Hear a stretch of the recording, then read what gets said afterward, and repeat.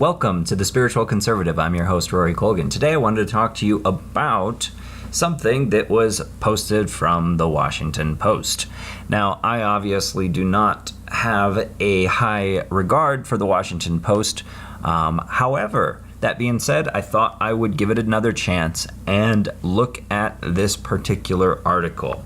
So the headline, as you can see, basically is talking about how Nikki Haley, the ambassador to the UN from the United States, doesn't think the UN should be examining the poverty level in America. And why? Because she says it's a misleading and politically motivated document about the wealthiest and freest country in the world.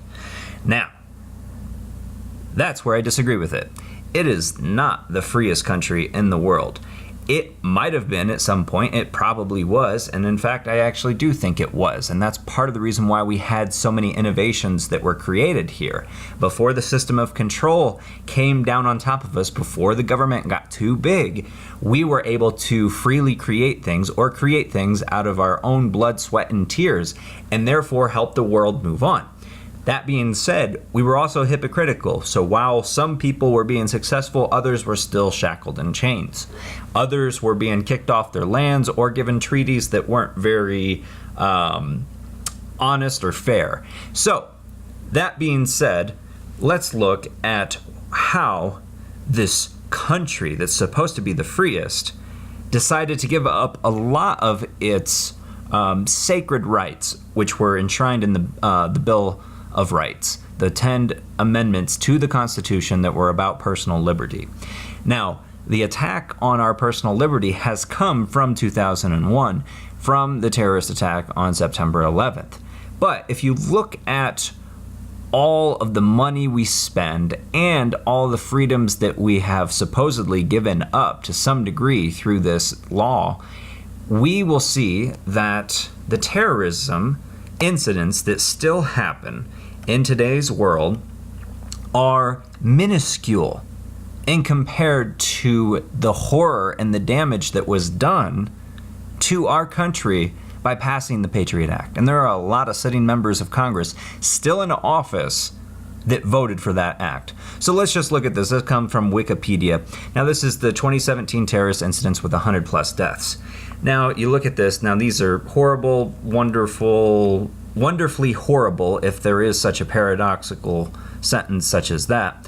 And everything, that one's almost half 1,000. But if you look at this part of, in other words, where there was a terrorist incident, this is in a war, this is in a war, that's in a war, that's in a war, that's in a war, that's in a war, that's in a war, that's in a war, that's in a war. So what that is telling me is that there were no 2017 terrorist incidents with over 100 people dead. Everything that they're listing here, that's just terrorism is part of war. So what we have here is a failure for the American people to understand that the Patriot Act is a wrong act. It does not, nor will it ever, allow us to be safer. Now let's just look at the motor vehicle fatality rate. 2016, they don't have statistics for 2017. Look, there's 37,000 people that died in an automobile accident, okay? That is, 10 times as many, probably 30 times as many as the number of people that are supposedly killed in these terrorist incidents that are actually just part of wars. So there are more motor vehicle deaths in the U.S. in this last couple years, 2016, than there were any terrorist events in 2017. Now, sure, there were a few terrorist events, but whatever. That's still playing their game. That's letting terrorism somehow have a special meaning, which people believe it does, but it doesn't. Murder is murder. You don't need to create a special category, because when you do that, then you allow people to come in and do exactly what they did, which is take away our freedoms. And once they take away your freedoms, then they turn that weird surveillance state onto you, and now you have lost even more of your freedoms. So given all that crap, let's look at a solution. This comes from Only Love Zensangra. And that comes from the Dhammapada. In this world, hate never yet dispelled hate. Only love dispels hate. This is the law, ancient and inexhaustible. The Dhammapada, the sayings of the Buddha. Okay? So that's part of what we need to do to correct this terrorism. Okay? And part of what we will do to get back our freedoms. We have to use love. Well, guess what? Love is an infinite intelligence. And if you don't have infinite intelligence, then you're going to fall for this crap all the time. Oh, we need more laws. We need more regulations. Blah, blah, blah, blah, blah. We need another UN council. Blah, blah, blah, blah, blah.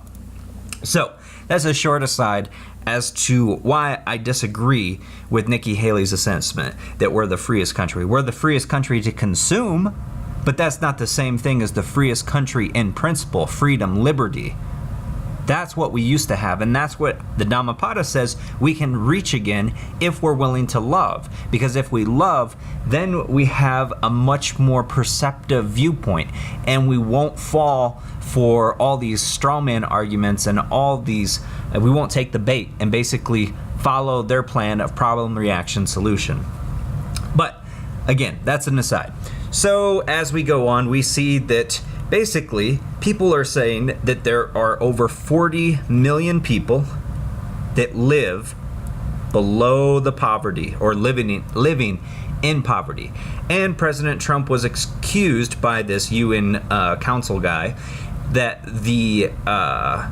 you're deepening the poverty and inequality by the Republican tax law.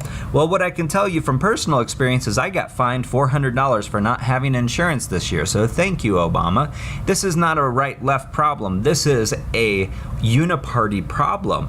We are taxing people way too much. When the income tax was first created, it was 1%. Why don't we go back to 1% income tax? Oh, we don't have enough money to pay for all these things that the government does? Well, then start closing different parts of the government. The poor people need to be taken care of, but that's what communities are for. It's not what the government's supposed to be for. That's going to be a very hard thing to teach, but it's a true thing. Now, if we look at our current poverty levels in 2017, it's $15,000 a year. That's not a whole lot of money. I did the numbers here. Oh, let's see. Let's clear that out. So 15,000 divided by 52. That's before taxes. You're not even making $300 a week. So let's see. Now let's divide that by our current minimum wage. And that is full-time at current minimum wage. That is poverty level. So what can you do there? Well, the first thing the spiritual conservative would say is we need to get back to sound money. We need to stop having a few people in this private cabal corporation called the Federal Reserve decide what the value of a dollar should be. We need to match it to something that's tangible, that can be produced, and therefore is also somewhat hard to produce. And silver would be a great option there, or gold, something like that. And because we have digital payments now, you can have micrograms of gold, basically getting down to the grain of gold, if gold skyrockets. You know, it's very similar to what you get in Bitcoin. Bitcoin, you get 7 satoshis, which is like 0.000000, something all the way down there. You could do the same thing with gold, and that would increase the gold production, because it would then direct capital and people to be mining for gold. And sure, there might be some environmental problems in that particular case, but sound money is one of the first things you can do for those in poverty. The second thing that you can do for those that are in poverty is reform the tax code. The fair tax is a much better approach than this crap that the right and the left have been talking about. So that's me, that's Rory, that's the spiritual conservative. Give me your thoughts, your criticisms, and I will see you guys later.